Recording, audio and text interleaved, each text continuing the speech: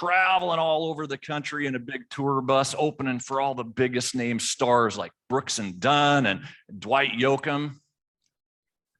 But then a year goes by, I'm broke, right? And I have to take a part-time job at a body shop again. And I'm playing smoky little honky tonks like Robert's Western World for a lousy cheeseburger and a Pabst Blue Ribbon and some measly tips. I told my wife that, if something big didn't happen in the music business within 2 years, we'd go back home. And those 2 years were just about up. But then one afternoon, we're playing a set at the world famous Tootsie's Orchid Lounge. And we're on a break, and this slick looking fella, this big shot, comes up with a cigar. And he goes, "You see my daughter over there? She's super talented. I'm getting her a record deal, and I want you boys to be her backup band. I'll pay you $400 a week each." Like, yes. Until a week later, we are surrounded by guys in corporate suits, bossing us around. "You lose the Stetson and fire that drummer. We need a younger look." I told the band, "Guys, this isn't what I signed up for." And that was the end of my music career, just like that. So I went back full time into the collision repair business, only to discover that guys like Mr. Big Shot are everywhere. So when the company I was working for was purchased by a corporate giant, I became an entrepreneur helping small business owners like you to dominate the competition, to take on the Mr. Big Shots of the world and keep the businesses that you love. Guys, I want to thank you for having me here today. This is something that I'm very passionate about, helping you guys compete at the highest levels. And Tom, I want to thank you and everybody at SAR for having me. So you got to wonder, what could be so bad about the auto body business that I would want to go into the music business? Well, first of all, it's freaking cool to be a rock star, right? But there was a point in my career, like I think so many of you face, where I'm burnt out. I'm working my ass off every day, and I'm not sure why sometimes. And I was kind of at that point, back in Salem, Oregon on that hot day. And I wanted out. I didn't appreciate it. And it's like, it felt like a dead end job. But, a few years later, after I went back to work in the collision industry after my long 2-year music career, I discovered a company. It was called Mannheim. Mannheim's a big auto auction company, and they were getting into the retail collision business. And I'm thinking, what's a big wholesale big wholesale company doing in the retail collision space? Well, this was actually a really exciting time, because they had hired like a dream team of these lean gurus, right? If you guys are familiar with lean, we had guys from Sterling and Abra, and they paid big money. And I got to be a part of this dream team. And man, I was reinvigorated because they were showing me that there are better ways to do this stuff that won't get us burnt out. And why have I been doing these things stupid all these years when there's a better way, right? So I learned about, these great lean processes, production systems, and I really felt, by 2014 that I had pretty much mastered most of this lean stuff. And, I was considered kind of an expert in subject matter, and I taught a lot of stuff, when I first started Elite Body Shop Solutions. And then I met this guy named John Parker. And John was introduced to me by another British friend of mine named Mike Monahan. Some of you guys may know Mike. He spent a little bit of time in North America himself. But Mike introduced me to this guy, and I'm always keenly interested in what's happening in other countries, especially like in the UK. I mean, you think we got it bad here, folks. It's tough to be in the body shop business in some of these other countries, especially the UK. So I'm always watching them because they're so innovative, because they have to be as a matter of survival. So you can learn a lot if you pay attention to these kind of people. And so Mike introduced me to John Parker, and he had just come to the States himself with this thing called Body Shop Revolution. And when John and I met, we met in Nashville. We were out till like 2 o'clock in the morning just talking about theory of constraints and then stuff that would just bore you to tears, some people, but this is the kind of stuff we geeked out on. And there was a few things that I learned that were very, very valuable to that I learned from John, because I thought I'd mastered everything. I thought I'd mastered this thing called the lean journey. And I think we've got another slide. And this is one of the things that John taught me that I want to teach you guys, is you can buy a bicycle, right? And you can put lighter cranks, lighter handlebars, better wheels. You can work out and exercise. You know, you can make that bike be the fastest bike anywhere, but it's never going to be one of these. When you start out with a body shop that isn't designed to be high performance and try to go on some long, lean journey to get it there, guess what? It's never going to happen. This was a huge aha moment for me, because we'd always learned, well, what a wonderful thing this lean journey is. You know, that's what it's all about. I'm going to take 20 years to build the perfect business when I'm starting out with the wrong foundation completely. So the problem is, no matter how many bells and whistles, it's still going to be a bicycle unless you decide that you want to build an F1 race car body shop from the ground up. Make sense? So I'm going to show you guys today how to do this without going on an extended lean journey that's going to take you the rest of your lives and probably never get you the results that you want. And we're going to, Tom says, Dave, I need you to come up here and do a workshop for my people. So this isn't an opportunity for you just to sit back and watch some, you know, speech, right? It's a workshop. There's that 4-letter word in it. And I want you guys to put in some work today. Okay. We're going to work together. We got a flip chart. We got some slides. We got a lot of information in this room. I want you guys to do as much talking as I do, because I'm going to ask you for your feedback. Is that a deal? Come on, let me hear it. I know it's early. Okay. So, one of the biggest things that most of my clients struggle with is this thing called change, right? Nobody wants to change. Change is hard, right? Nobody wants to change in my business. And motivational speaker Tony Robbins says change doesn't take a long time. Change can happen in an instant. What takes a long time is you deciding to make that change. So I want you guys to make a decision today that there are things I'm going to show you that you could change literally tomorrow to make a dramatic difference in your business. It may be a little bit painful, but you get an opportunity to completely change the direction of your business today. And that's why we've given you a worksheet.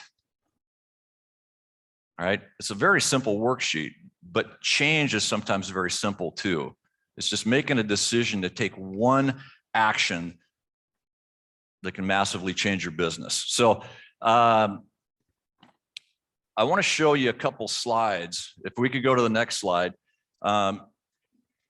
The picture on the left was John Parker's business model in the UK, as he was developing Body Shop Revolution based around theory of constraints.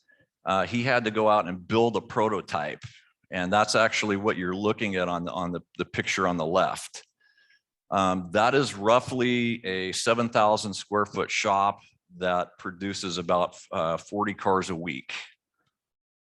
The picture on the right was called Body Shop Express in San Diego, where they basically took the same business model and built it again in San Diego to test it out. And the numbers have been astonishing. The quality has been astonishing as well, using a different type of thinking. And we're going to talk about some of the ways that they can do that. But, you know, guys, we're talking about cycle time numbers down around 4 days, you know, using this model. So let's go to the next slide for a second. This is basically this is a ready-made body shop revolution model. So you'll notice that you've got a few body shop stalls on the top of the slide, and on the bottom of the slide is basically your paint booth, one paint booth producing anywhere from 8 to 10 cars a day. Right? But right, does that sound impossible? Yes. Yeah, right. I can't get 2 through my booth in a day. I've got to buy more booths. Right? But this is the type of innovative thinking. You got to think, well, how can I do it, and not ask why can I not? Because they've done it, right? And this is being done all over the world right now. But they're not using the old methods that we're all used to. So essentially, in a body shop revolution model, there's some things you'll see, like the body men do the priming, for example, and in many cases they use a roller. Who's ever tried a roller, right? What do you think of the roller? Not such a good thing? Well, what about you, man? Good to see you, by the way. Yeah.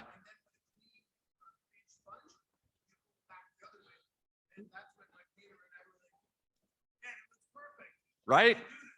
Yeah, everybody says, no, you can't roll primer on because it'll leave ridges. Right? But you prove it with the right technique, and with the techniques that they went through, they were able to help develop continuous throughput, because they weren't stuck in this old belief that, well, no, you got to move it over to the prep station, and then you got to primer it, and then you got to let it sit overnight. All right? In this business model right here, guys,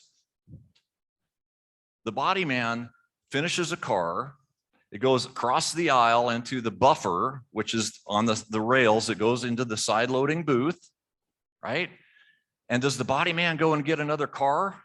This is really going to blow your mind. No, he gets to stand around for an hour. What? Stand around? That's going to cost me money. No, it's going to make you money, because he is no longer building excess inventory in your system, because an hour later, guess what? That car is going to be coming back to him to be put together.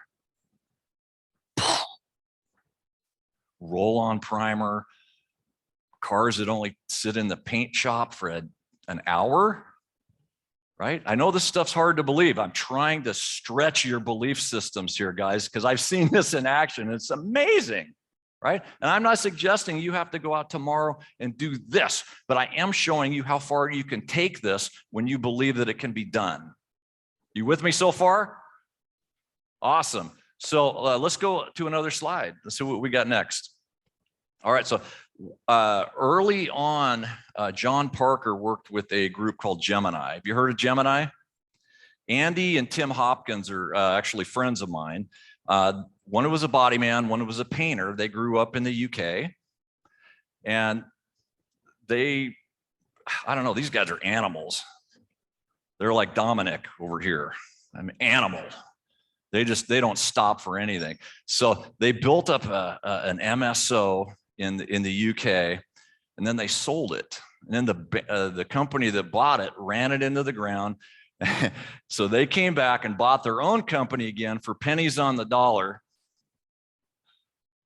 and built it up again, sold it again. And so long story short, Andy moves to Australia and had just sold, I think, 250 locations, all based around this body shop revolution model. Right?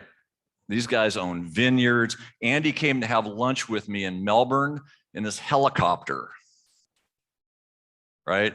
So again, I'm trying to stretch your belief system about how much money can be made in this business. Crazy, crazy. Okay, next slide. All right, a little closer to home. This is a body shop revolution model not far from here. It's in Grand Forks, North Dakota, the last place on earth you would think of an amazing body shop like this. I featured them in my book, The Secrets of America's Greatest Body Shops, because they are truly one of America's greatest body shops. Randy Sattler, who's pictured below, this system produces, using the body shop revolution model, about 30 cars a day in Grand Forks, North Dakota, right? I think that's just across the border, isn't it, Tom? Yeah, so go visit. If they ever let you guys across the border again,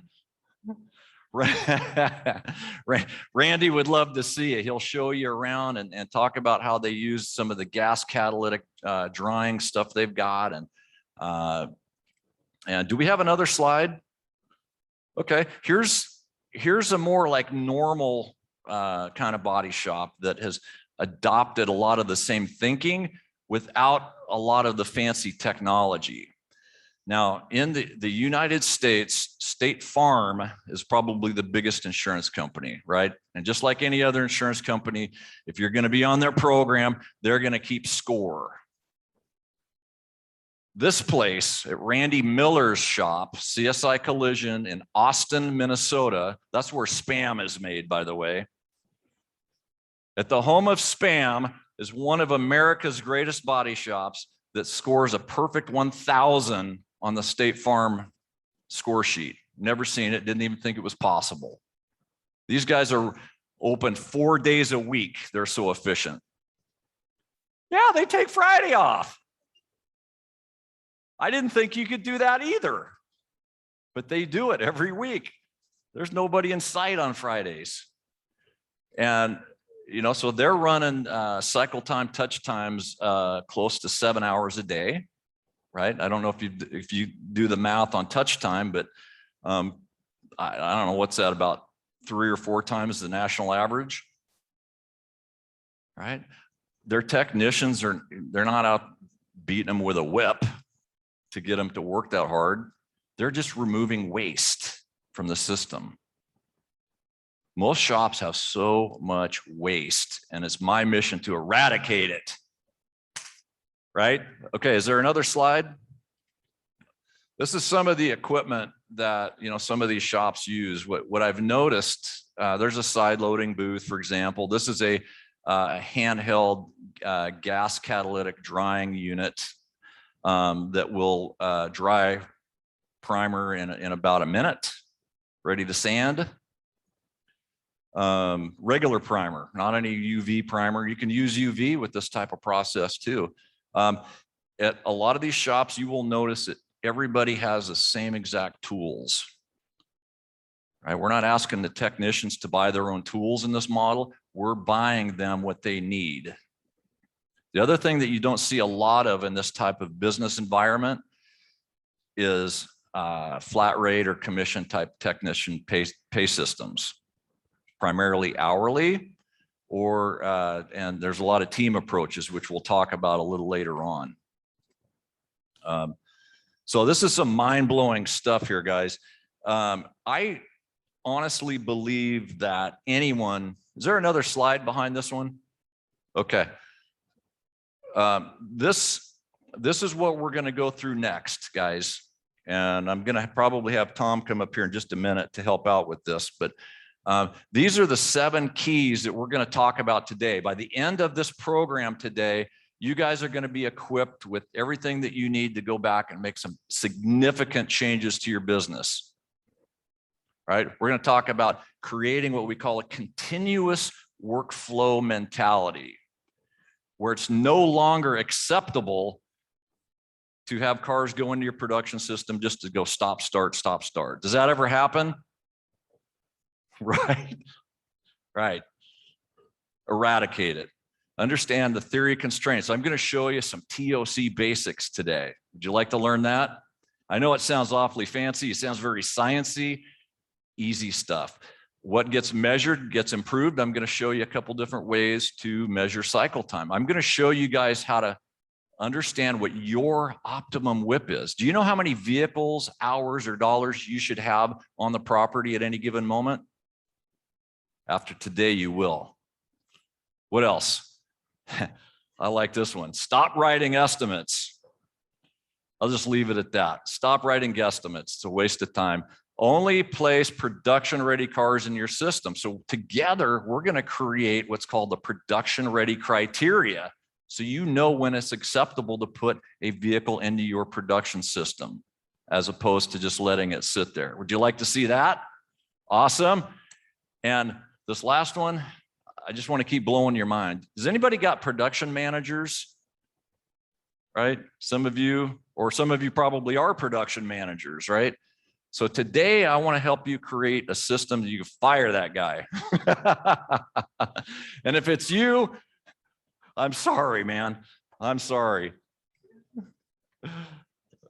Okay, so what we're going to do a flip chart exercise here. This is where the work part comes in. And I want to know, in your opinion, so Tom, could you command this for me, please?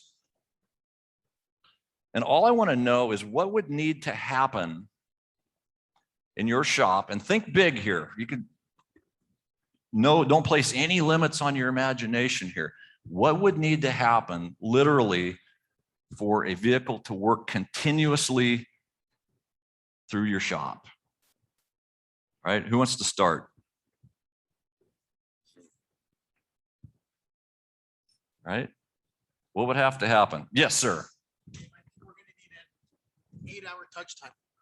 We would need an 8-hour touch time. Okay, so you'd have to, for that vehicle to go without stopping. Okay, let me take it a level deeper. What's something we would need to do to achieve that Achieving that 8-hour touch time. Yeah. Making sure we have all the parts. Let's Okay. start right there. All the parts. Love it. Love it. Okay, what else? What else would we need to do to have a continuous workflow? Who said that? What'd you say? Proper assessment. Proper assessment. Right, right. Because if we didn't, what would happen? We wouldn't get the right parts, like the other fella said. A lot of stops and approvals. Okay, so this is going pretty good so far. So what else? What else would need to happen so that every vehicle that came in would be continuously worked on through your repair center? Over here. I love the interaction with these guys. Nice running. Better scheduling. Ah, better scheduling, Tom. Good one. I love that one. All right, who else wants to go? I promised we were going to have fun. All right, how about this table?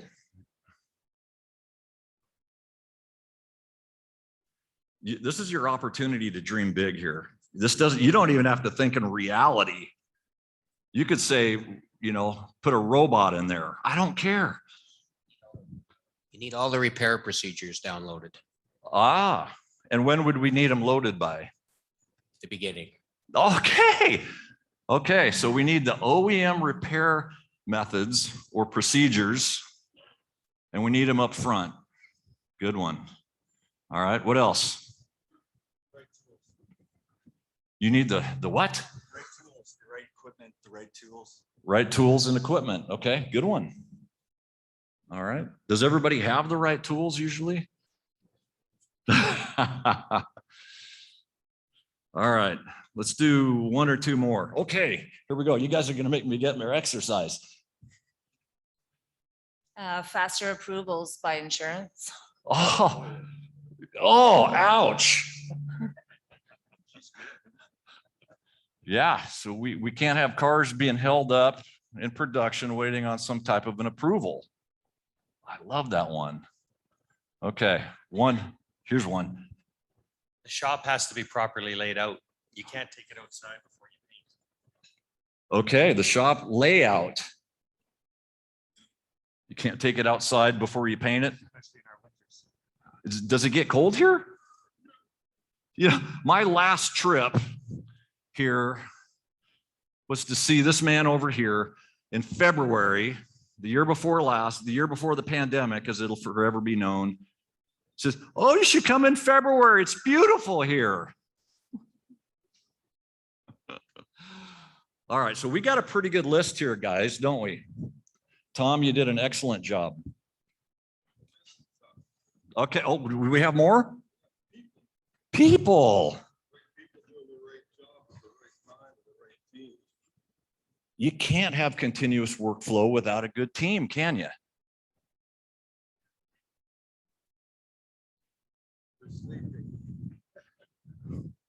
All right, what'd you say? It's Yeah. hard to find. Okay, so we've got to be able to find that team. Recruitment, right? Good. This is a good list, guys.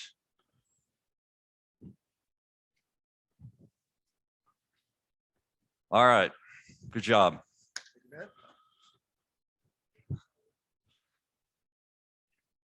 Okay, let's move this over here.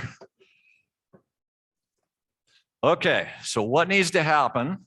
We need to improve our touch time dramatically. You know, the national average, I'm pretty sure it's pretty similar in Canada to the US, but in the US, it's like 2 hours a day touch time. If you think about 2 hours a day touch time, that would mean the car is sitting around with nothing getting done to it for a majority of the day. Makes me so angry. We got to improve that. 8 hours a day is possible. Okay. All the parts, you got to have all the parts, right? And in Saskatchewan, did I say that right? Saskatoon, Saskatchewan. I've been practicing it for 3 days now. Not bad, huh? So I've heard that it's hard to get parts here. In fact, the minute I got here, somebody said, you flew in from Toronto. I wish you'd have called me. I needed some parts. I get it. So this has got to be a really tricky one for you guys. And I would love to hear your feedback on how you go about it, especially now with some of the parts shortages that we're facing, right? So it's more critical than ever because in the States, I've got some clients, not good clients, but I've got clients that have 15, 16 cars sitting around waiting for something. That's crazy. They had every opportunity to identify all that damage up front and pre-order those parts, didn't they? But no, they didn't want to do that. Scheduling. We're going to talk some more about this. This is essential, right? The scheduling has to be tied in to having just the right amount of work on the property. Because WIP management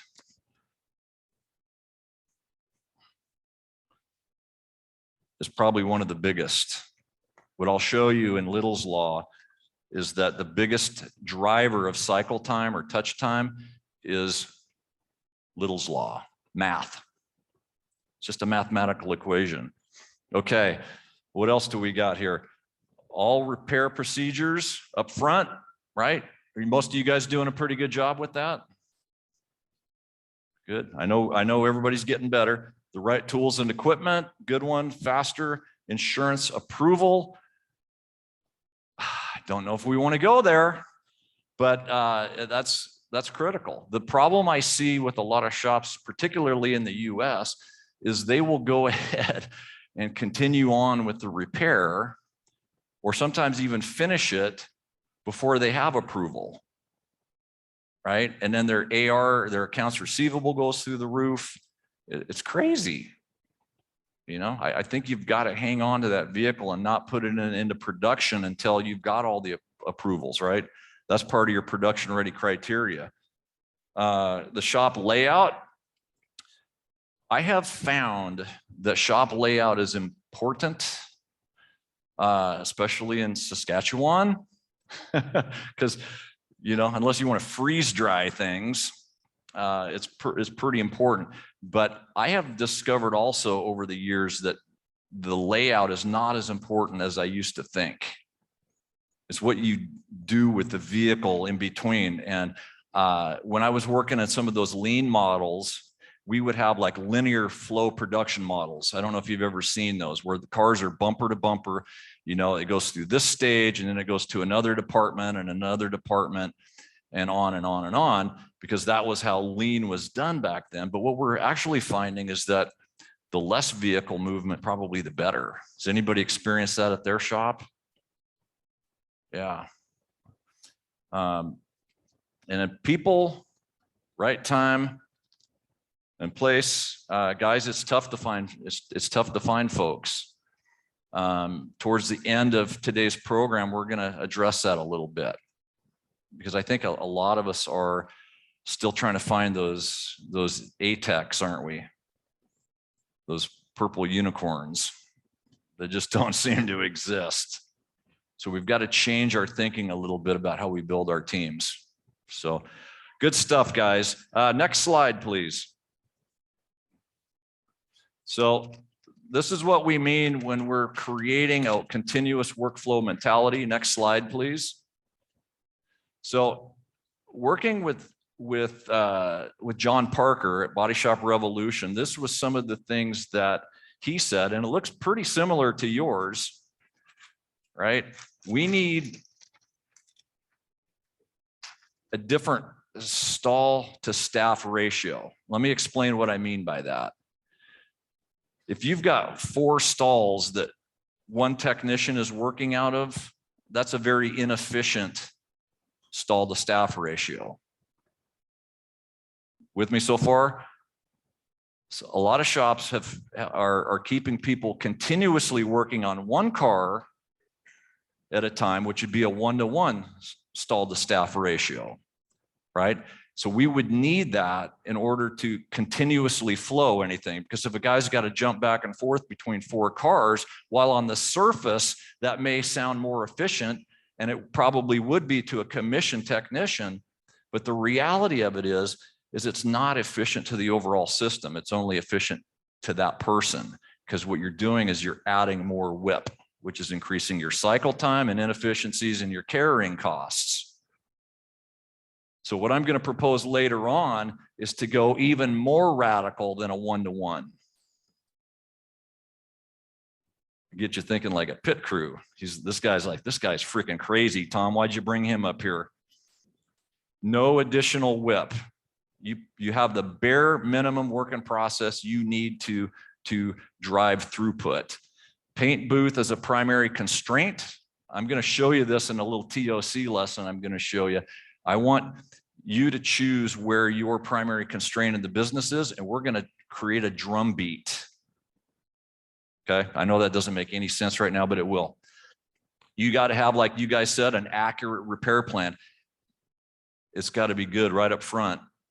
You got to have the correct parts, and I put just in time. The correct parts just in time, because what I see a lot of shops making the mistake of doing right now is they'll go ahead and they'll order those parts. They'll try to pre-order it, and then 90% of the parts show up. So now you're sitting on the inventory instead of the dealer. The dealer, therefore, has no motivation to send you the other part, do they? Because they've already got most of that money, and you don't have any of your money because you don't have enough parts to fix the car. Right? So that's what I mean about just in time. You want to make sure that those parts show up just before the car does, and you have all of them. And that's the only way they do it. In fact, in the UK with the Body Shop Revolution model, they actually make the vendors open the boxes and check the parts before they even ship them. I said, who knew, right? Ensure high quality with each step, right? So you can't have continuous workflow if you keep putting flawed work into the next department.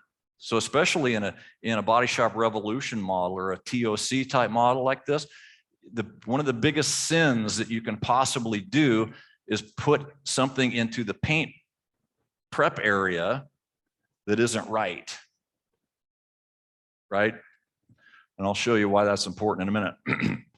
So no redos, as little vehicle movement as possible, not more like I used to believe. Roll priming, right? And there's other ways to do this now. I see some people that are getting really creative with UV primer. Any UV primers, right? Yep. Not bad. John is actually over in England right now doing roll priming with UV, which I can't wait to hear how that works out. Guy's crazy, right? Accelerated drying systems, right? You need that, don't you, to keep something continually moving and to keep that stall to staff ratio down to a minimum. Nowadays, you know, technology is allowed with our new refinish materials. Some of this stuff dries pretty fast, even in Saskatchewan. So I've heard, right? But there are other, you know, drying tools that you can use. I don't believe you need to go out and buy a gas catalytic drying robot. You could, right? But I think technology is making it not as necessary, even if you're going for continuous throughput. So allows for apprenticeship. Okay, this is one I added. John didn't know about this, but allows for apprenticeship. You know, right now we are in a situation where we can't find enough people, so we've got to build our own. So we've got to build teams that can work together and learn from each other, don't we? And when you do that correctly, and I'll show, like I said, at the end of this, I'll show you some actual examples of this. Okay, so let's go to slide number 2 here for a minute. The next slide, please.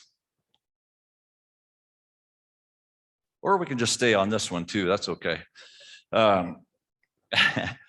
We're gonna talk about understanding the theory of constraints. I'm gonna give you a quick lesson on this, okay? And here's how we're gonna do it. I'm looking at my notes here, so we're gonna take and make a typical throughput model here. We're gonna say that I'm left-handed, so I don't know how I'm gonna do this. So 1, and we'll call this admin. We'll call this, just to keep it simple, we'll say that's body. We'll say this is paint. We'll say this is assembly, and we'll say this one is detail. Everybody see that okay? Can you get a close-up? Okay. So this would be just a typical, you could do this in any business. It doesn't have to be a body shop, right? This could be a widget factory.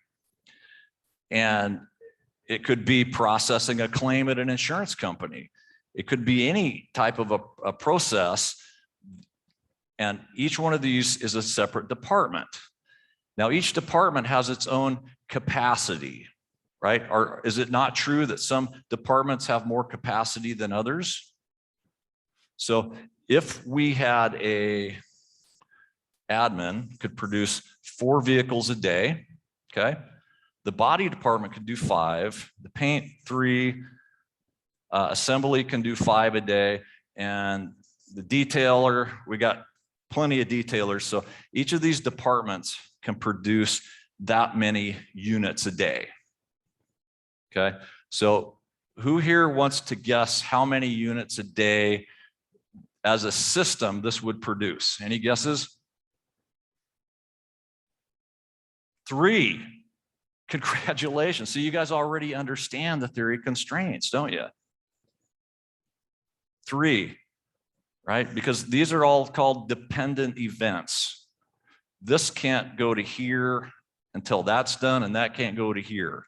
So the actual answer is probably less than 3 because of these dependent events. This would mean that the body department has to make sure that these guys get all 3 of those without any flaws or any, redos. And so this would have to be flowing perfectly to get those 3 through every day. So this is where you want to pay your attention. This becomes the drumbeat of the business, so to speak. You train everybody in the business that it's their job to make sure that there's always one car ready to be painted, right? Or whatever your buffer amount is. Never starve that, because every dollar produced is determined by the throughput capability of your bottleneck, or what we call our primary constraint. With me so far? Right. So here's what we do at most body shops. Right? We say, okay, admin staff, we expect you to produce at this rate.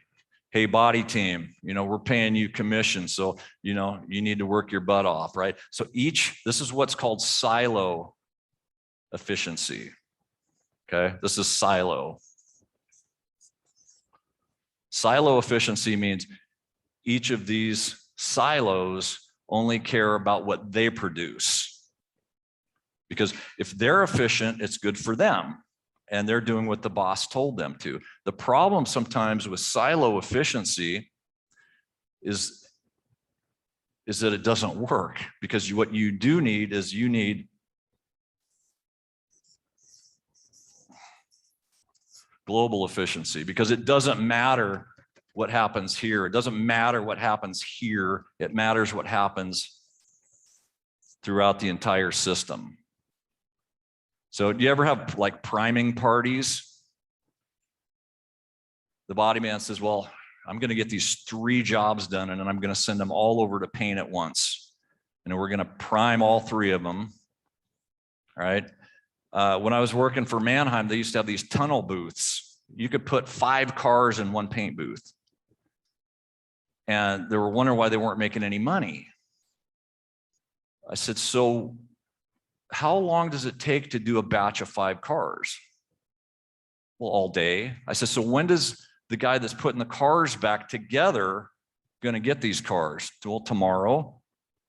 Right? So it's like this huge rush of work going from one department to the next, which is extremely inefficient. I recommend actually reducing your batch sizes a little bit and getting clear on what it takes to keep everybody busy and making money for the company. Any questions? This is a workshop after all. So let's, I'm sure glad you got this flip chart, Tom. Thank you. So a typical body shop is going to have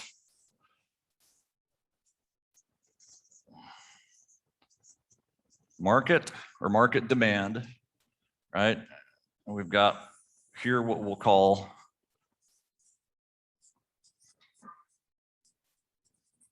I should have you doing this, Tom. And then we've got production.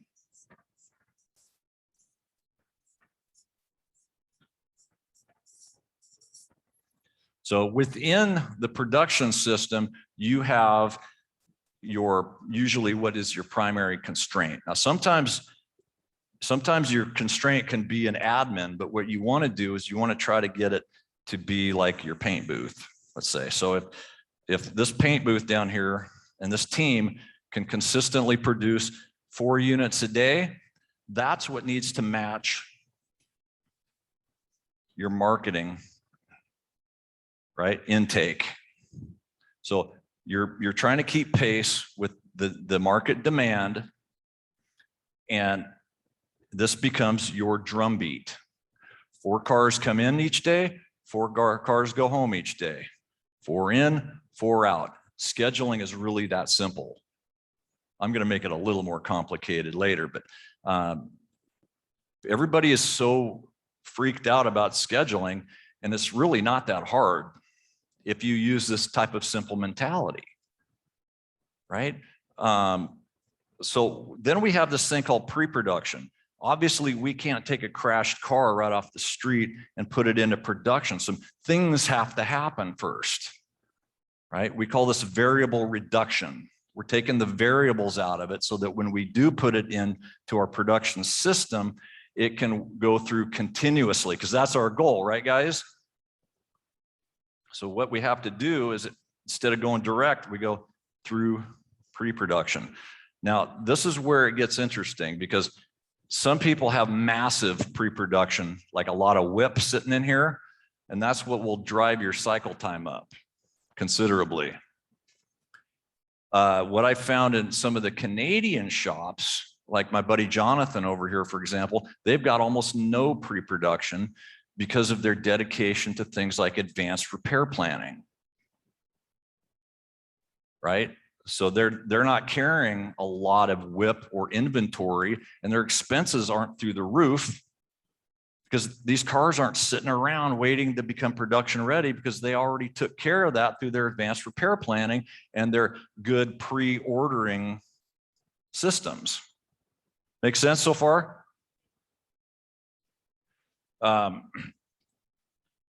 So we got to be really clear on the difference between pre-production and production. And some people aren't really super clear on that. Some people do take something directly from market. They go out and do a 15-minute curb written estimate, pre-order some of the parts, usually the last on parts and not the first ones they need, right? And then they try to stick it in production. And then what happens? Stop, start, stop, start. And now their work in process has gone through the roof, along with your expenses. I know a lot of people that say, Dave, my profit and loss statement says I'm making money, but where the hell is it? Because I ain't got any cash. This is where it is. It's right here. And it's here in all those extra stalls. If you walked out into your shop today and said, okay, there's a car here, it's being touched. That's a win. There's a car here waiting on something, car here waiting on something, car here being touched, right? Right. The point here is that most people have way more capacity in their shop than they think they do. And the reason for that is because they're filling it with stuff that should not be there. If you've got to have things in pre-production, do not put it in your production system. And like I said, a shop layout's important, but I would park the thing out in the snow before I would want to bring it into a valuable stall, because this is, guys, this is where the money is being made. That's the only place where money is being made. Not here, right? This costs you money. So I want you to think of it like this. Your pre-production, this is your WIP that you are working on getting ready. This costs you money. Once it's here, it makes you money. So use those stalls wisely. Okay. So could you go to the next slide, please? Hey, we're out of paper. Nice going, Tom. It's going to be a long day. So what gets measured is what improves, right? I think most of us know that. Go to the next slide, please. So we like to measure things like this. If you had a cycle time from keys to keys, and it was, let's say 10 days, okay, which would be around the average. Maybe, I think lately, you know, because of some of the technology, the cycle times are even longer than that. But let's just say it's 10 days and you wanted to improve your cycle time. Where would you start? Where would you know where to start? What's that? Start at the beginning, okay? Right. He says the cycle time starts at the beginning.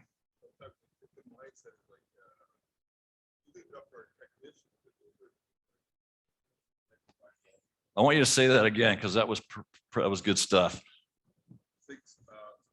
Mike? Hello. Somebody's asleep on the job back there. Okay. Get rid of them. Okay. I think mindset is like we leave cycle time up to our technicians, and we believe that they're in control of the cycle time. When cycle time starts at the beginning of the job and is controlled by what we do before we even bring it in.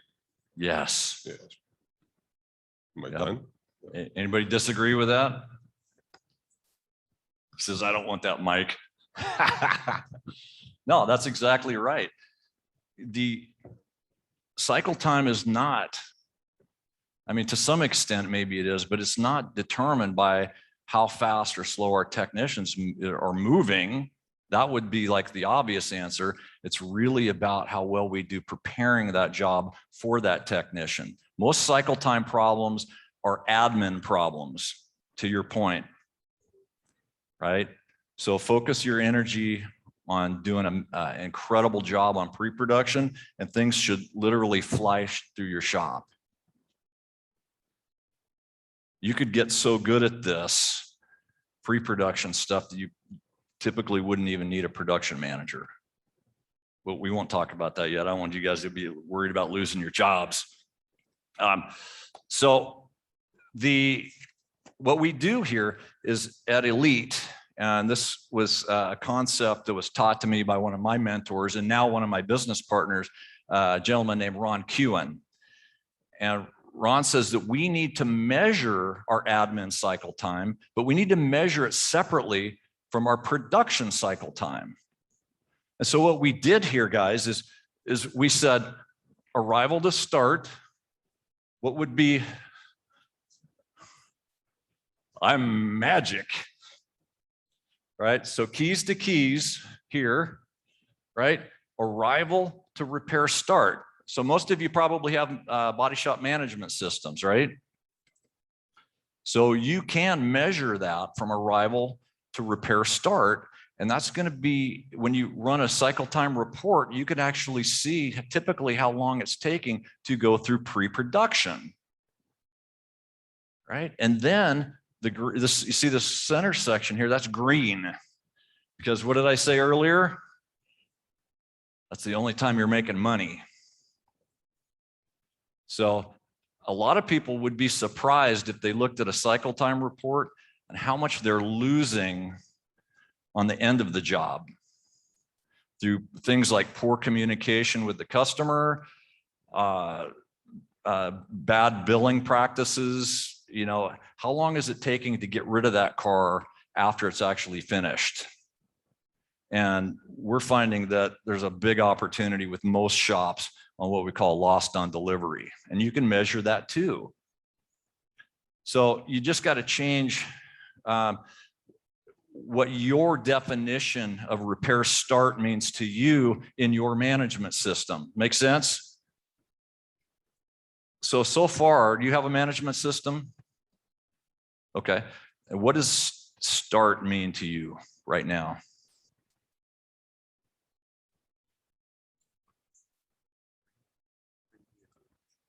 So when the vehicle goes into the shop, that's considered start. Okay. I hear that sometimes. Anybody else? What does the start date currently mean to you? Anybody? The start date in your management system, what does that indicate? Most people don't know. I mean, that's why I'm kind of proving that. Everybody tells me a different answer. Some people say, well, that's when it got blueprinted, or that's when the parts showed up, or, you know, a lot of different reasons. And I would encourage you guys. Oh, is that for me? Thank you. A little vodka early in the morning never hurt anybody.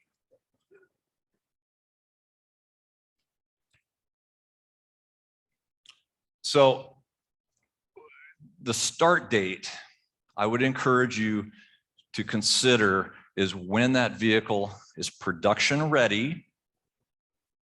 And we're going to talk about that next. And it goes into production, you put that date as the date in your management system. And then forevermore, you will be able to measure your cycle time. These guys are so good, in a more meaningful way. And if we want to improve it, we got to measure it. Now, in the US, right, where parts are a little bit more available than here, we usually see a cycle time of around 3 days from arrival to start. Okay, so the small jobs, what we call our category 1 jobs, those usually go into production the same day they arrive. The category 2s, which are like 2,500 to 5,500, those usually go into production by the second day. It's the category 3s that really extend the overall average considerably, because we're finding those are quite often 5 days or more before those are production ready and ready to be handed out to a technician. So if you average all those categories out, it's usually around 3 days. Now, our shops that are doing advanced repair planning, that's closer to 1. Insurance companies, so they start the cycle time when the vehicle's dropped off. Yeah, That's when they start to matter. yeah, no, keys, everybody's measured the same way. But you're saying in our management system, You can run a cycle time report, on your right? It'll show the keys to keys, but it'll also show you, in most management systems, arrival to start. Makes sense? Because what's even cooler than that is now, because you've isolated this segment, you can measure what matters most, which is the part where you're making money. Now, really kick-ass shops in that green segment should be able to hit close to 6 hours a day touch time. Some of those shops I showed you earlier are hitting closer to 10, right? In that segment, okay? In that segment. If you did a good job with arrival to start, let's say 3 days or less on average, and you did 6 hours a day touch time in the middle green section, your keys to keys will usually equal about 4 hours a day touch time from keys to keys, which would be considered very good, okay? I would go as far as to say that's world class, right? And then, of course, lost on delivery. And we want to keep that to a bare minimum. So any questions on this? I really wanted to get you guys thinking a little bit differently about how you measure cycle time, because now you could look at a report when you're measuring it this way and say, oh my God, my APR, my arrival to production ready, is 5 days. Once they get into production, they're only in there for 4 days. That's great. I would start working on my admin cycle time if you want to know where to start. All right. You got the mic. Any questions on this before we move on? There's no dumb questions. Well, there might be. Thanks, Tom. Dave, how would any of us identify what our, so you mentioned the start up front. Yep. How would we identify what our capacity is up front? We might have 2 people in the admin. Let's just say, maybe it's just me. Yeah. How do we identify what my capacity or what their capacity is in that particular segment of the repair, arrival to start? In terms of how to staff or? Yeah, so if you and I are in charge or running this body shop, Yep. and we say that, we're going to start by focusing on what we're doing before we go and speak to the other 8 people in the back. Mhm. We're writing estimates, we're scheduling, Yep. and all the admin stuff. And I was just wondering, so how do we measure our capacity? It's in terms of measuring the individual's capacity within the team, that's very, very difficult to do. And here's why. Because, if I went to Ontario where they've got like 100 million different DRPs, their admin staffing is going to have to be a lot higher to deal with that. Right. Another friend of mine, Brad Zara, sadly just sold his shop in Springfield, Illinois. This guy's running $7 million a year with 3 people in the front office. Right. So you can really lean it out, especially if you're moving everything to a blueprinting model like he did. So he's still got admin people, but they're in the shop instead of audio. Okay, other questions? All right, you guys enjoying this so far? I told you, we're going to give you some really good stuff here. Let's go see what the next slide holds for us here. And thank you for getting another flip chart. Okay, so know your optimum whip and schedule to it. Now, back in 2006, I think it was, I read an article called Optimum Whip by a guy named Ron Kewen, who's now one of my close friends and a business partner. And it was one of those slap your forehead moments, like, why didn't I know this? Right? And then another industry legend named Rich Altieri. Does anybody know Rich? Yeah, Rich is a good guy. He taught me this next concept, which is essentially the same thing. Next slide, please. Called Little's Law. If you get one thing out of today's program, get this, because it's so cool and so simple. So on the left, we have a funnel or a shop. And in that shop, there are 10 repair jobs. Now, you can see over here that there's 2 right there. Those 2 are your average daily production. That's what you're capable of producing on average a day. So if you took your month total and you divided it by the number of working days, that would be how many cars you produce a day. Okay? So if I've got 10 cars in that funnel and I produce at a rate of 2 a day, what's my cycle time? Come on, 5. You've seen this before, cheater. Jonathan lives by this stuff. Just so you know, being anything other than the best is unacceptable. So your cycle time would be 5 days, 10 divided by 2 cars a day. Okay. So now the owner shows up and says, guys, the lot's looking a little empty. We got to get out there and grab them keys. Right? The technicians are freaking out. So now all of a sudden, we've got 20 cars in the shop, in our funnel, right? But we haven't changed what matters most. It doesn't matter what you bring in, it matters what goes home. So now what happened? 20 cars, 2 cars a day. What's our cycle time now? 10, right? We suck twice as bad just by adding a bunch of extra work in our shop. Congratulations. Right? Just understand Little's Law. All of my scheduling, at Elite, we sell like a scheduling tool and we do some training with it, but all of it at its foundation is this working in the background. Okay, so let's figure out what your optimum whip is. Who wants to play along? Who wants to play along? So we're going to reverse the math here. Go to the next slide for a second, please. All right, go back. Now go forward. No, I'm just kidding.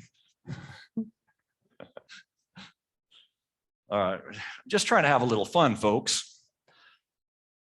So, all right, who wants to play along for a second? We're gonna figure out what your optimum whip should be, okay? And you can do it in units, like we just showed there in that diagram. You can also do it in labor hours, or you could even do it in dollars. The math all works out the same way. All right, so who knows how many cars on average they deliver a day? Nobody? Okay, in the back. Tom, let's figure out. Yeah, I'll be the sucker. I'm okay with that. We do 3 cars a day. 3. Okay. So 60 ROs a month, 20 working days.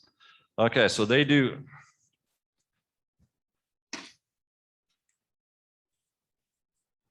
They do 3 a day. Mhm. Okay.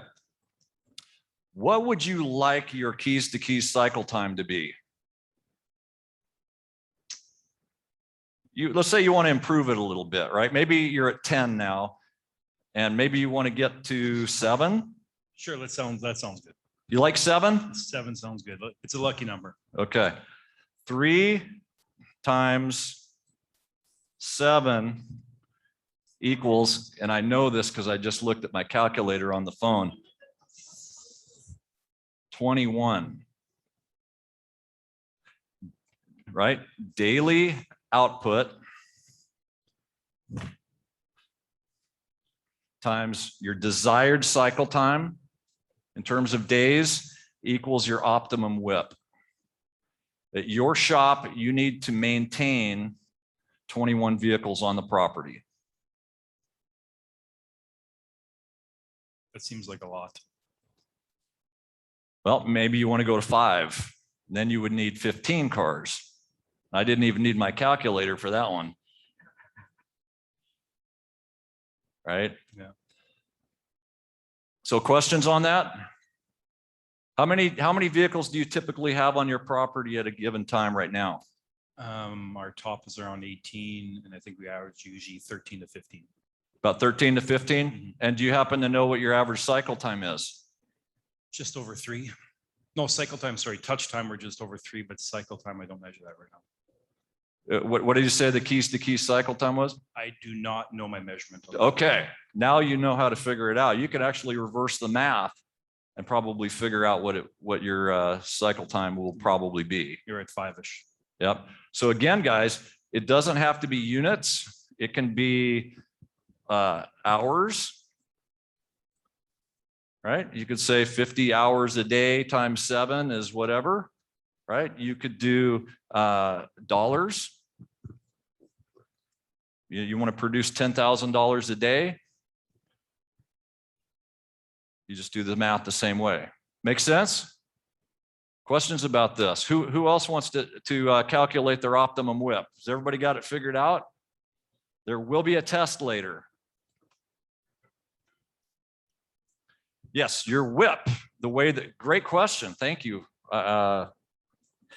Your optimum WIP, the way we look at it, is anything that is repairable, that is on your property. Okay, and I'm glad you asked that, because if you were an accountant, you would probably also measure WIP as inventory and things that may be scheduled to come in. Okay, so this is the way we look at it for this purpose. All right, how are we doing on time, Tom?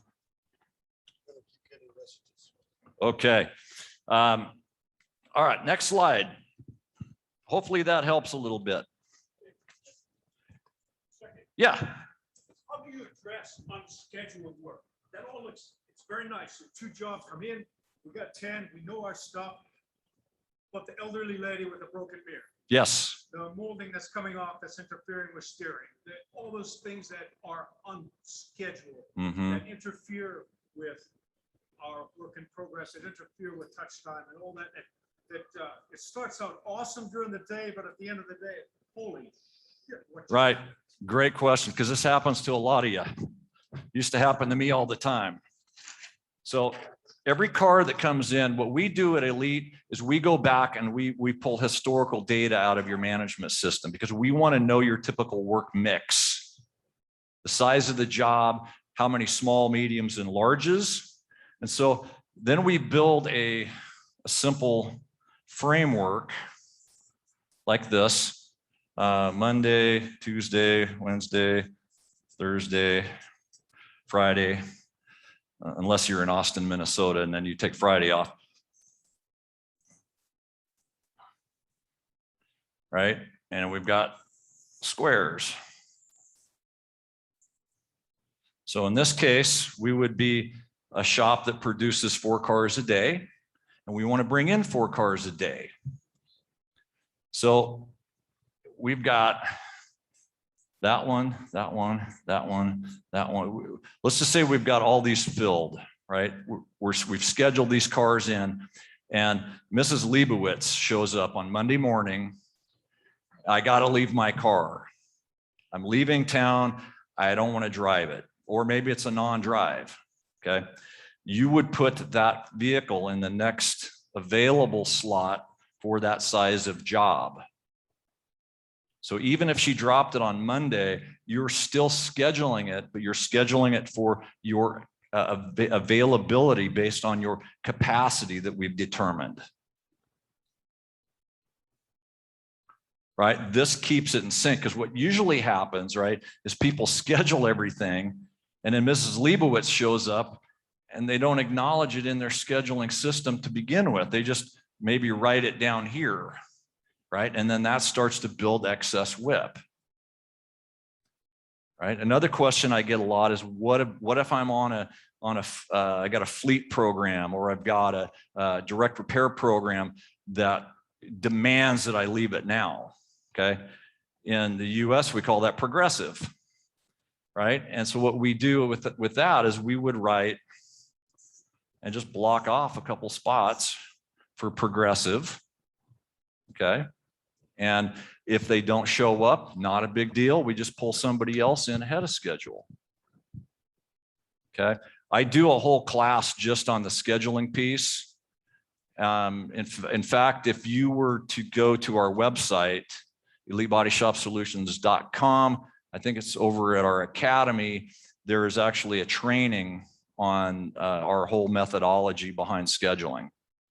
Yep. And like I said, at its core, it's just Little's law working in the background. Yep. Does that answer your question? Awesome. Awesome. Okay. Stop writing estimates and write repair plans. I wrote an article once that said, stop writing guesstimates and start making money. You know, I think a lot of people are really under the belief that they have to write a front-end estimate. And it's just kind of dawned on me in the past few years why that's really so unnecessary. Okay. Now I get it. Sometimes you've got an insurance partner or somebody that's asking that because it benefits them to get the claim settled faster. I totally get that. But from a body shop perspective, writing an upfront estimate is only good if you take the time to do it right. I've worked at so many shops where we would write an estimate and they say, oh, supplements are our friends. That's where we make all our money, right? But what happens is the car comes in, it goes into our damage analysis unit, and our people in DA hate the fact that we've written a half-ass estimate on the front end, because now they've got to go in and fix it all. It's easier, isn't it, just to do everything one time right? Anytime you have an opportunity to write an appraisal, there's two ways to do it, in my opinion, or a hybrid approach of those two. And let me explain that for a minute. In Saskatchewan, the guys that are crushing the numbers the most are doing something, I believe up here you call advanced repair planning. Okay, Jonathan's doing it. Rick and his team are doing it, right? This is where we're doing all the things that we looked at back on that earlier sheet of paper where we talked about how do we build a continuous improvement mentality. That's what's going into our upfront appraisal. Is it okay if I brag on you for a minute? No? No? Okay. So Bergens takes it to an extreme, right? Where they do an advanced repair plan on things that I would personally consider way too high in severity to even attempt. But they do it and it works good for them. So they're doing it on the front end, assuming that it can be safely reassembled, they will put it back together. They will pre-order the right parts because now they have an accurate blueprint. They're pre-ordering the parts. They verify the parts are correct through photo mirror matching, right? And then they allow the vehicle to come in on its scheduled day. The car probably only sits there on average 3 or 4 days, I'm guessing. Right? So that's one model. Now, in a typical, what I call American blueprint model, that's where the car, you don't want to write anything on the front end because you've got better availability for parts than maybe somebody in Saskatchewan or the UK has. So in America, it's become perfectly acceptable to say, I'm not writing any estimates. I'm just going to schedule it into my production system when I have availability for a category 2 job. Car will come in, it'll be disassembled, it'll be properly blueprinted without the intention of putting it back together, right? They'll order the parts, and back in the good old days, we would have those parts usually within 24 hours. So it eliminated a lot of waste with this American blueprinting model.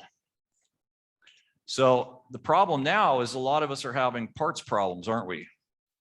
You know, I'm hearing, you know, Ford.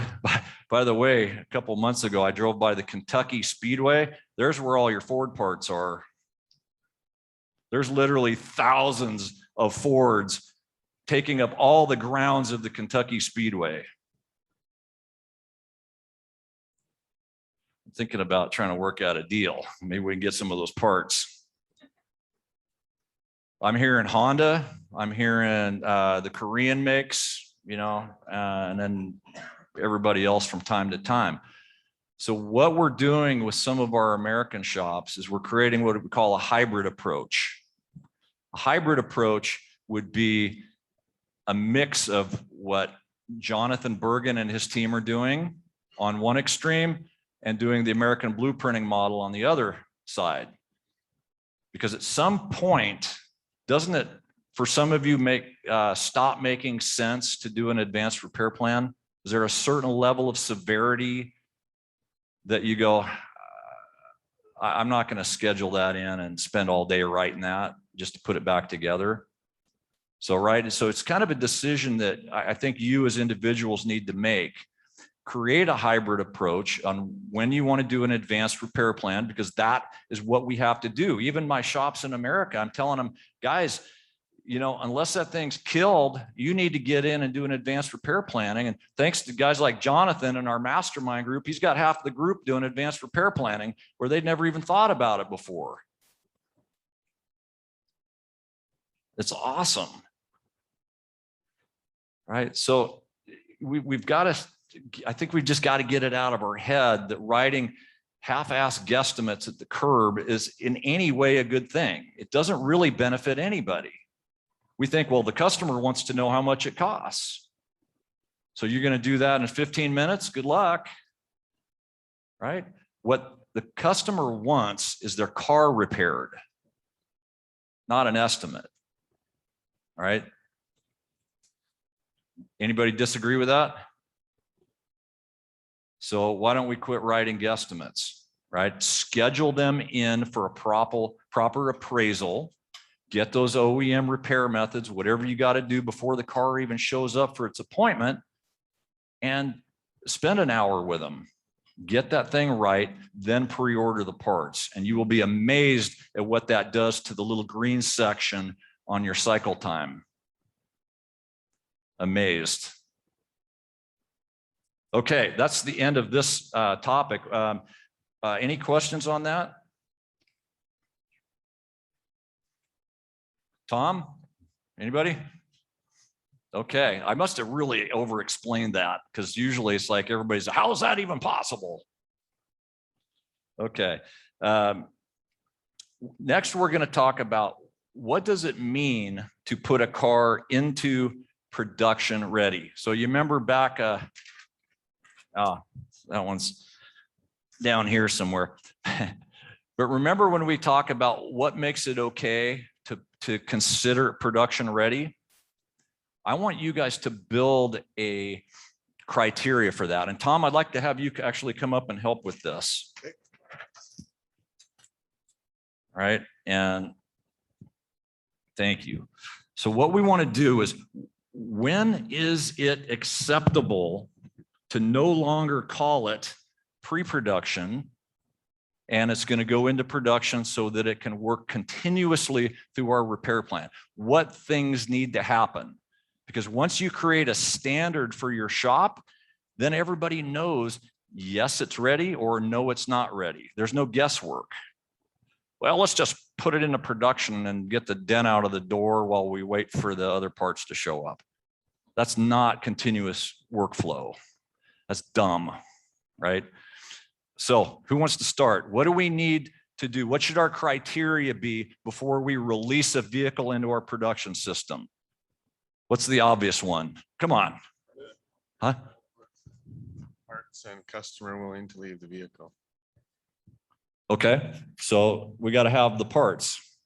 All of them or just one of them? All of them? Okay. Okay.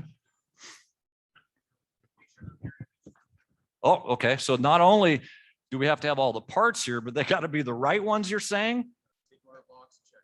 So they got to be undamaged. Okay. I love that. Love that. You getting that, Tom? All right. What else has to happen before you can release that? Sublets are planned and scheduled. Oh, I love that one. Yeah. Not enough people do that.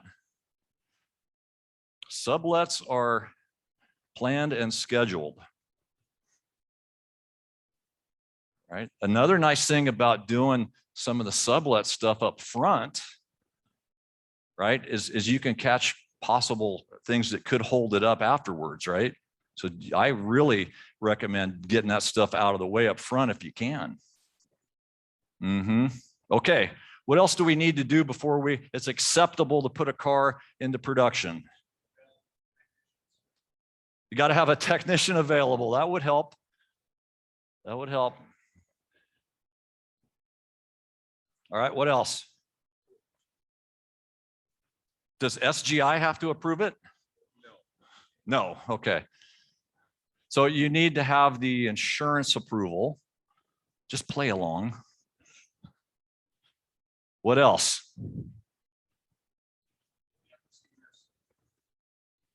You got to have the OEM procedures. What are you going to do with them? Print them? Okay. I like that one. I like that one a lot. Now, back in the old days, we used to cut the parts in or edge them or whatever you call them, right? So we've had a couple production ready criterias. That's what we're building here that said the parts must also be cut in before we release it into production. So that's, you know, I know most of us are painting parts off the car now, but that could be a consideration. So just parts cut in. All right. Does anybody else need to approve the repair job? The customer? Yeah. Tom, better add that one. Have the car clean and the door jambs cleaned out. Oh, perfect. Yeah. Capture all the damage. Like if the car's not clean, you might miss some damage. I love it. Okay. So pre-clean the car. All right. What else? We got a pretty good list going here. Now I would encourage you guys, this is one of your take-home things. You can take your sheet, you can flip it over, and you can write your own production ready criteria so that when you get back to your shop, you've got one that you can type into a Word document and hang out on the wall like I used to do. Everybody in the shop knows what it means to be production ready. Tom, I think you did a good job. Anything you would add?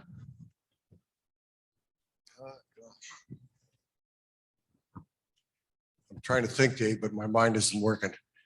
Everything looks good. You know, the biggest thing I see is parts. And I like Charlie's idea about sublets. Like, now, wouldn't it be great if you put the wheel line out first rather than on Friday at 4 o'clock? And then the guy says something's bent, but he doesn't know what it is. And that's happened to all of us, right? So, yeah, that's good. Got it. Good job. Good job. I can even read that.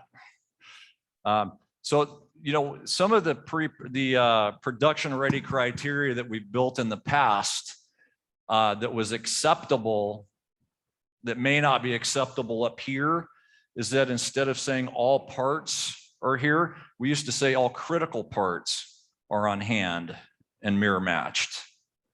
right? Or anything needed to get the car through paint so that you would have time to recover by the time the thing came out of paint.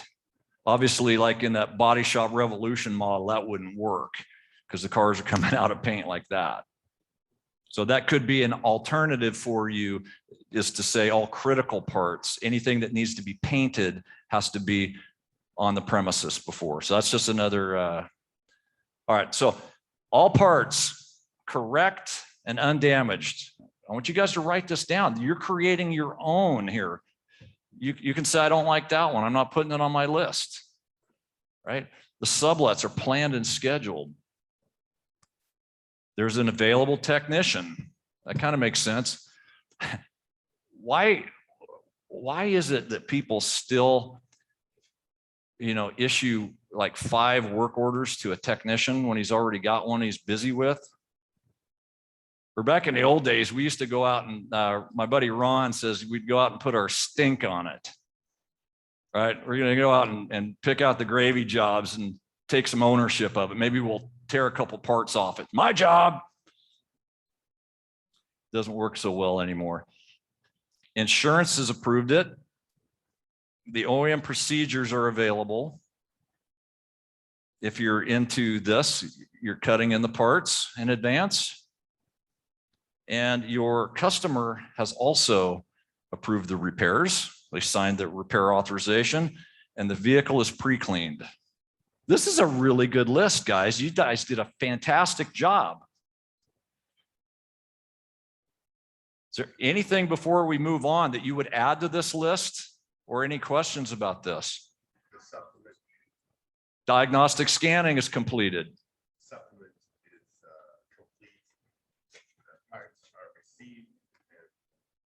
Yep. So you could say that, the insurance approval is probably going to include the, the supplements if there are any. Yep. So that would fall into that category. But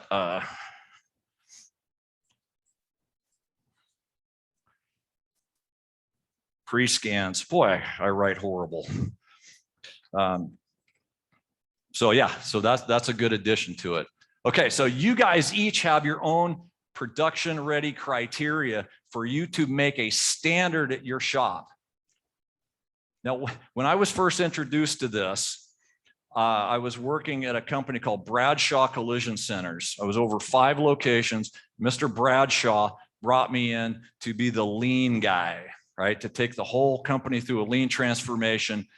And the technicians were pissed at me because we had cars sitting out on the lot with this big gravy dent on it, and I wouldn't let them touch it until all the parts were there. I got called up to Mr. Bradshaw's office over that one. But eventually it created such incredible flow, like a symphony through the shop, because everything that was out there was able to be worked on continuously. There was no more starts and stops. There wasn't people pulling cars in and out of the shop all day every time they ran into another supplement, because that was all done on the front end. It's a beautiful thing. Okay. So this brings us to, go ahead and go forward a couple slides here, if you would, please. Right, so we just talked about your only placing cars into production that are ready. Create a system that doesn't require a production manager. This is the part I warned you about early on. Some of you may be losing your job, and I hope so for your own sake. All right, where are my production managers? Tom, I think I need your help again. I was one of them guys at one time. Okay. And you know what? The worst part with the production manager is that we become the guys that feel we control the whole ebb and flow of the shop and that nothing can run without us. And so we actually are hurting ourselves by creating a system where only we can manage it. Nobody else can come into our space. And I found that, like it was kind of satisfying to me when all the things went out right. But every day at the end of the day, I could always see those jobs that didn't go right because nobody else was involved. I was the only guy. So it made it tough. We sometimes will actually sabotage anybody trying to take our job away. So be very careful with this, Dave. I'm going to be really careful with it. So you, as a production manager, right, what we're attempting to build here is a short, concise job description. What should a production manager's job be? And we've actually been having a lot of discussions about this in our elite mastermind groups. What is your job description as a production manager? So Tom, since you were a production manager, what would be one thing you would put on your job description? Assign work to the technicians. Okay, assign work. Okay, so who wants to go next? Where's my production managers? Right here. So what is one of the things on your job description? Get all the parts and what they need for the job. So you're going to get all the parts for the job. Okay. He's going to assemble the parts. I mean, not, yeah, right. Yeah. You're going to get them together, ready for the job. Okay. What else? Okay. So he says we're going to deal with the production delays, right? What usually causes a production delay? Well, poor repair planning, I guess. Okay. So poor repair planning. All right. What else, guys? I bet you got more than one thing you do. Coordinate sublets. Okay.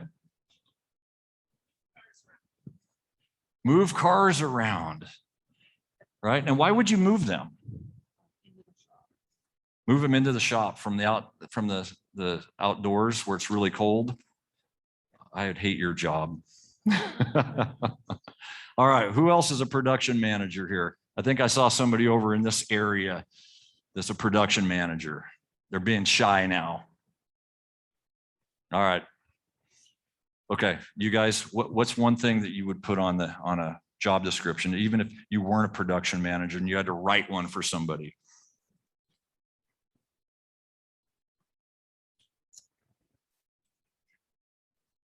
Managing workflow, right? And what do you do, right? Not to, overcomplicate this or anything. I hate that. But when you manage workflow, what are you like actually doing?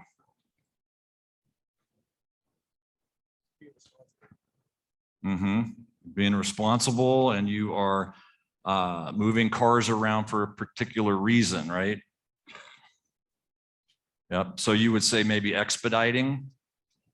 Okay, expediting. All right, what else, guys? Quality control, good one.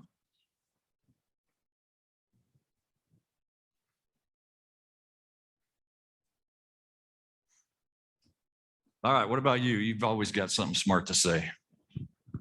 Well, you can't have all this and quality at the same time. Explain. I'm just kidding. Okay, Tom, I think you did a good job again, bud. So this is a pretty good list, right? And the conversation I had with a young, very stressed out production manager just a week or two ago. This guy was like literally ready to quit. And I said, what do you do all day? And he went on for 15 minutes, and I was tired by the time I got done listening to this guy. And in most cases, a production manager is merely a firefighter. Are they not? And when you're a firefighter, that means that typically we're not doing enough fire prevention, are we?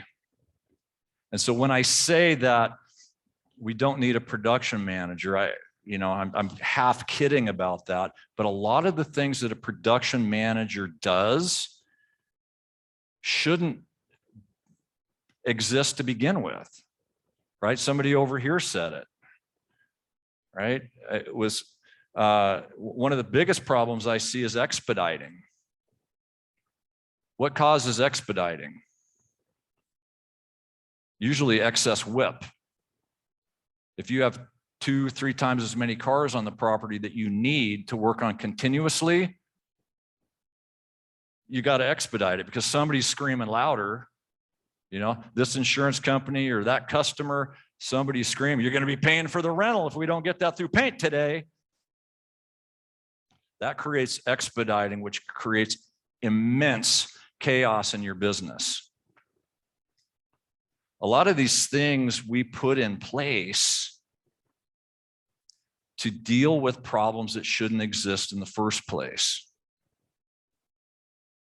I really believe that we need to dig deep. We need to problem solve at a lower level and always ask ourselves, why are we attending to this?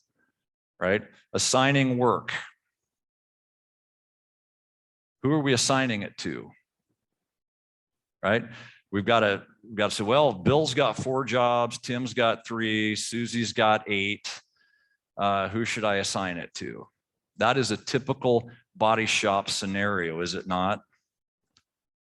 If you only had, if your stall to staff ratio was 1-to-1, your next job goes out when that stall's empty.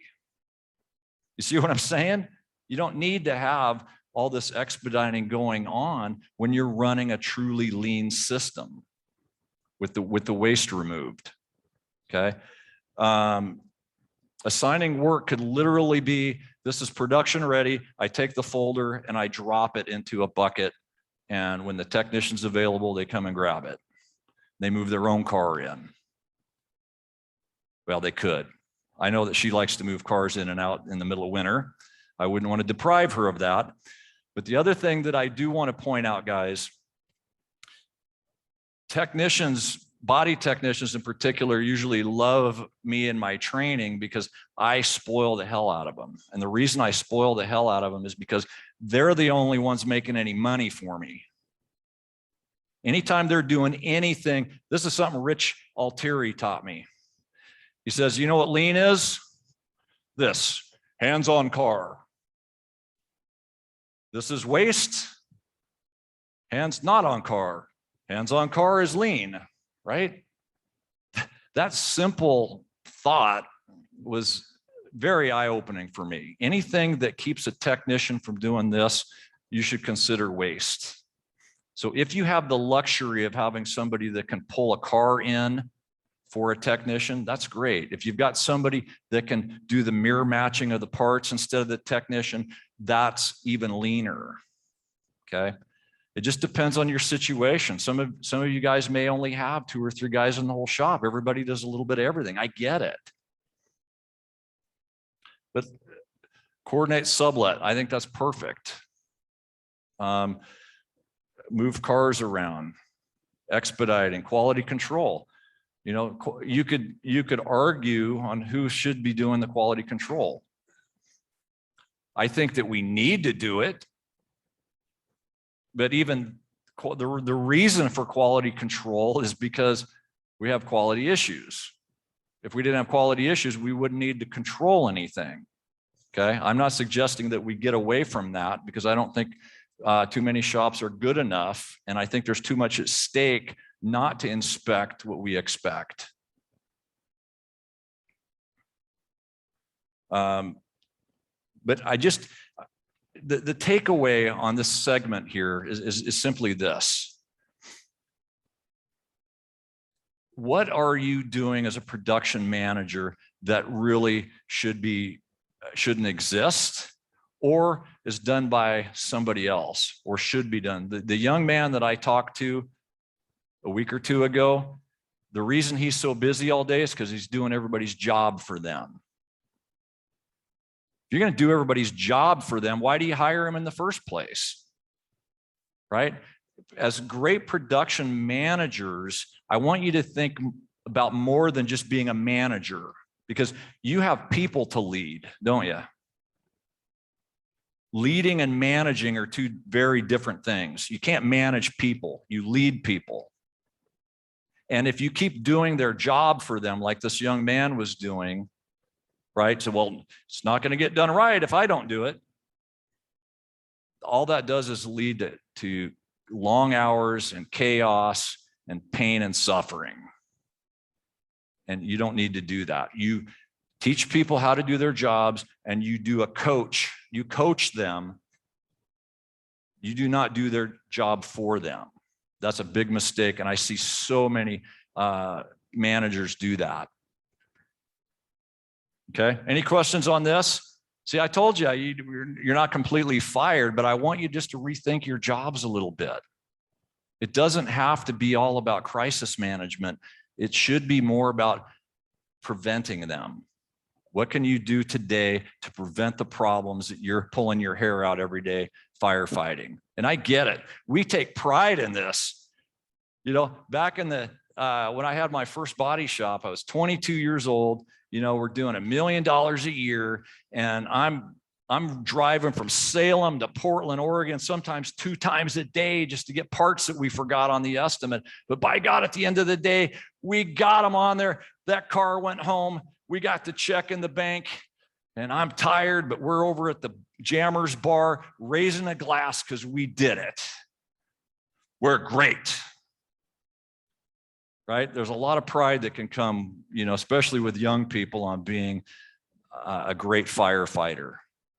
But now I think it's silly. Be a good fire preventer. All right. So with that, I want you to, you know, another thing that just occurred to me. Why do Canadians put an extra U in color? And labor. There's more waste that can be eradicated. Come on, who's with me? Eradicate the U's. Okay, we've got a couple video I want to show you here real quick, and then I'm going to get out of your hair. So our future it's now.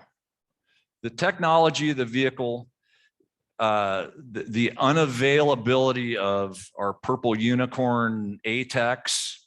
Don't we have to change our strategies a little bit on how we build our production teams? I think so. In fact, I would challenge you to find an ATAC that can do everything from start to finish on a repair job, right? Even there's too much going on. I really believe that we're going to kind of move into a little bit of specialties, right? You got your technology guy, understands all the ADAS. We got the guys that really understand the structural aspects of a repair job. You know, so why anyway would we be having our highest skilled guy doing a bumper repair? That just makes no sense to me. It's like having a brain surgeon, you know, pulling out a hangnail. Right? So the future, we have got to, listen, we've got a giant workforce, right? It's called the millennials. And then we've got the Gen Zs behind that. And what all of these people are telling me, all these young people, is they want to work on teams. They don't want to come to work for your body shop and be put on commission and shoved in a corner and say, boy, you got to make your own way. But first, you got to start out being a detailer, because that's how we start out all our people here. And if you cut it there, then we'll move you into a disassembly guy or something. Okay? That used to make sense.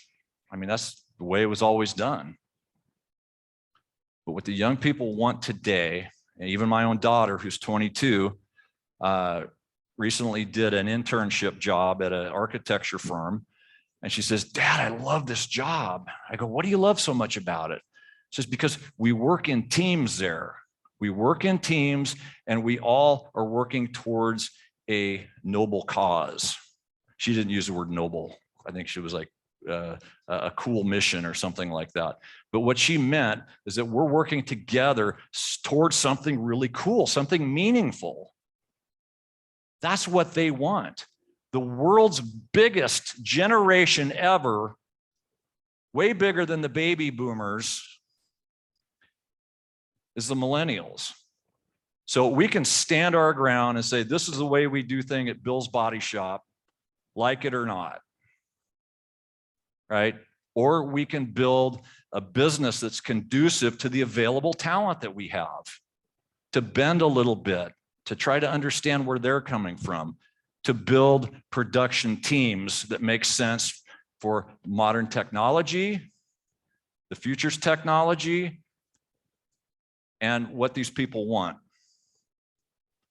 Right? The other thing I want to show you, can we go to the next slide for a second? Or actually, there's a video I want to show. 2 videos. All right, so the first one, hopefully, is how most of you guys at a traditional body shop change a tire. I hope this works. It's looking pretty dark up here. Okay, here we go. This is just a little bit funny, but that's, you know, that's how we change a tire, you know, typically in the body shop business with the F-bombs and everything. The next video I want to show you is how I believe that we need to develop our teams. And in 20 minutes from now, we'll see the video. Here we go.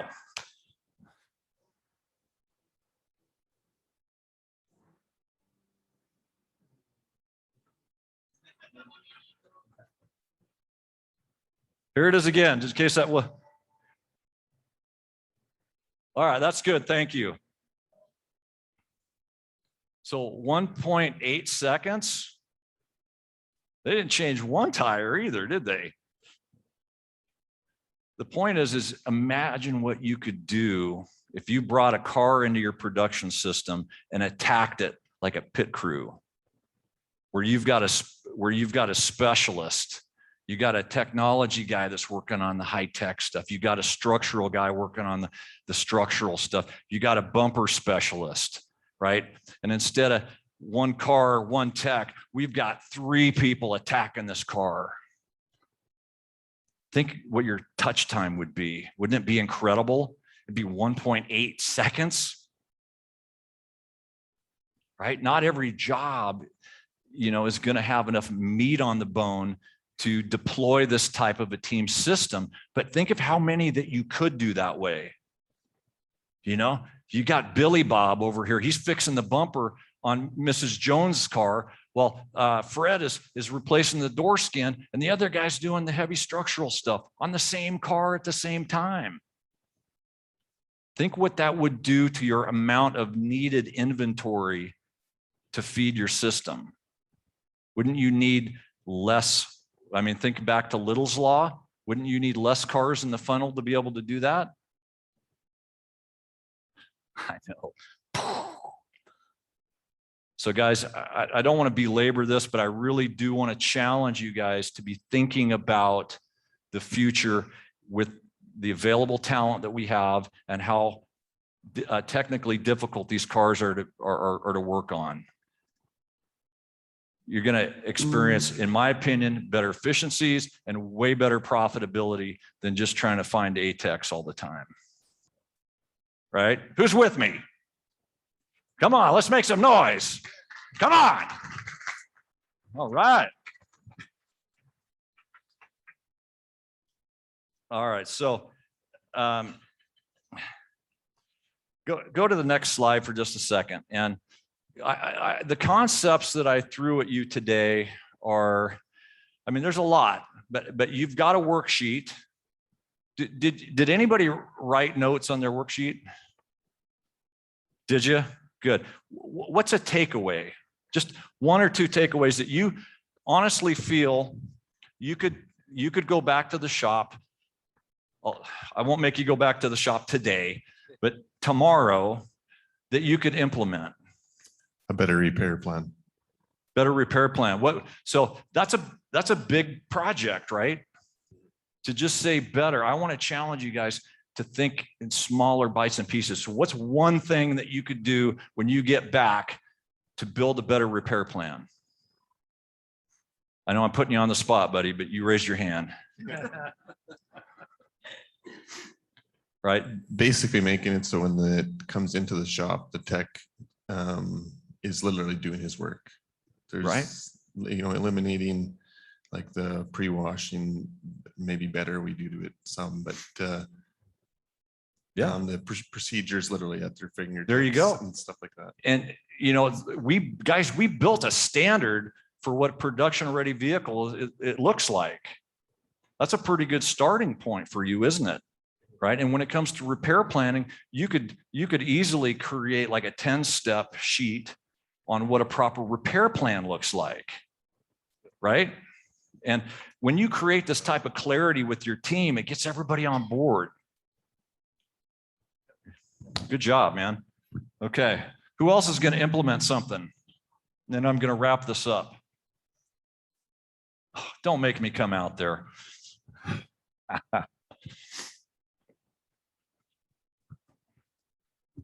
Thanks, Dave.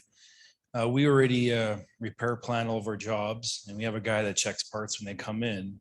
But we still have the issue of when it hits the shop floor, there's still sometimes the parts are wrong, the part's damaged. So what I got on here is that all the pictures we take during the repair plan, we have to keep in mind those pictures got to be done in a way that we can use it later for mirror matching parts as Nice. they arrive. Good. That's fantastic.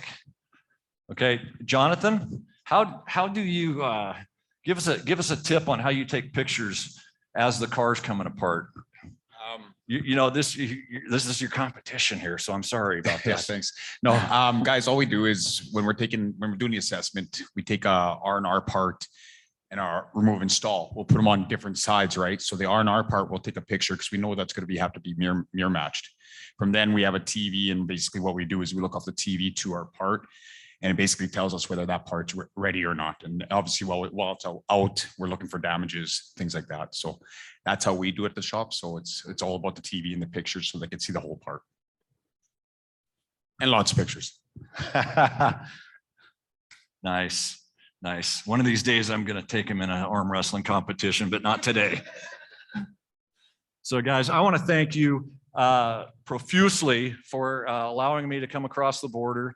And Tom, I want to thank you and everybody at SAR for this opportunity. If you guys need help with this stuff, check us out. Go to elitebodyshopsolutions.com. You know, next year, we're going to actually build an entire operating system based around the principles today, right? Everything that you see here, we're going to be building this in the next year. And I'm just kind of giving you a glimpse of this. If this is something that you would be interested in, please reach out. I'm not trying to pitch anything here. I'm just here to help. Okay. Guys, thank you very much.